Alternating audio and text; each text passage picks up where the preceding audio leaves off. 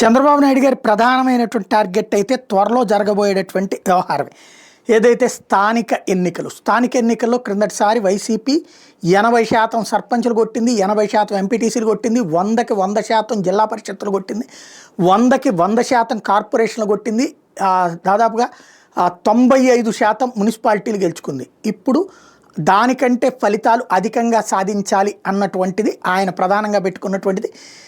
తెలుగుదేశం చరిత్రలోనే అత్యధికంగా సీట్లు మొన్ననే సాధించింది. కూటమిగా కూడా అత్యధికంగా సీట్లు, ప్రతిపక్ష స్థానమే దక్కనటువంటిది ఎన్టీ రామారావు ఉన్నప్పుడు కాంగ్రెస్ పార్టీకి 26 సీట్లే వచ్చినటువంటి సిచ్యుయేషన్. ఆ తర్వాత ఇప్పుడు 11 సీట్లే వైసీపీకి వచ్చినటువంటి సిచ్యుయేషన్. అలాంటి రికార్డు ఆ రోజున ఎన్టీఆర్ తర్వాత ఎవరికి సాధ్యం కాదనుకున్నది చంద్రబాబు నాయుడు చేశారు. కూటమిగా సాధించగలిగారు. అప్పుడు కూడా కూటమి కాకుండానే సాధించగలిగాం అన్నటువంటి కాన్సెప్ట్ ఉండేటటువంటి సిచ్యుయేషన్ ఏది, అప్పుడు కూటమిగానే సాధించారు.